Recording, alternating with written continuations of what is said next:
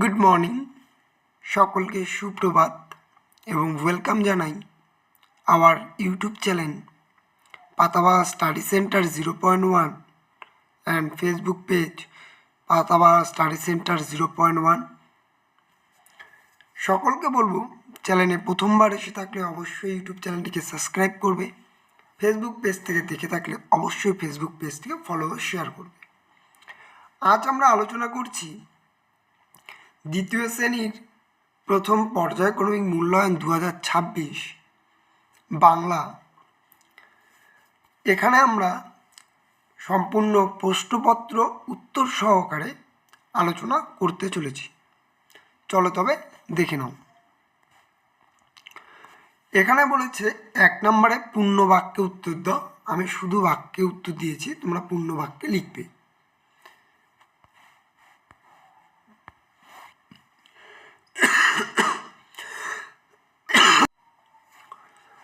একের ক নম্বরে বলেছে বাদল দিনে মেঘের রং কেমন ছিল।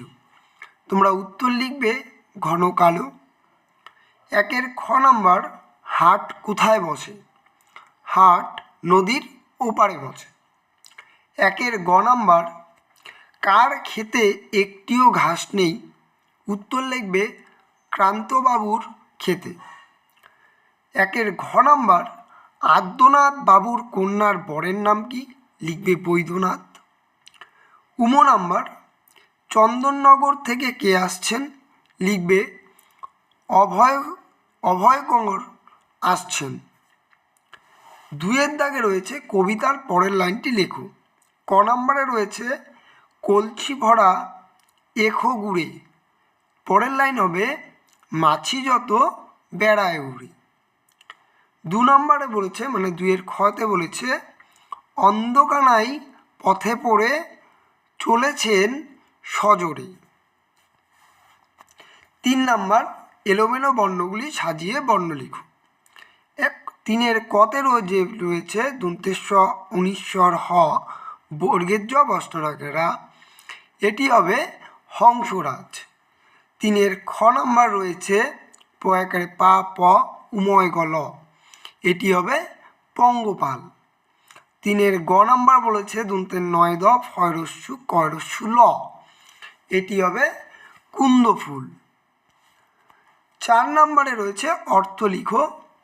ক নম্বর বলেছে বাদল, যার অর্থ হলো বৃষ্টি।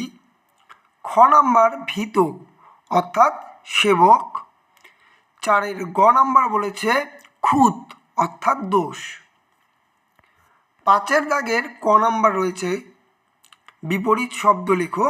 কতে আছে ঘন, লিখবে পাতলা। 5-এর খ নম্বর বলেছে কাজ, বিপরীত শব্দ হবে অকাজ। 5-এর গ মন্দ, যার বিপরীত শব্দ অর্থ হবে ভালো। 6 নম্বরে রয়েছে বাক্য গঠন করো। হয়াকারে হাট ও হাট, হাট দিয়ে বাক্য রচনা লিখবে হাট বসেছে শুক্রবারে। এই ছিল তোমাদের প্রথম পর্যায়ক্রমিক মূল্যায়ন দ্বিতীয় শ্রেণীর বাংলা, যার পূর্ণমান 20।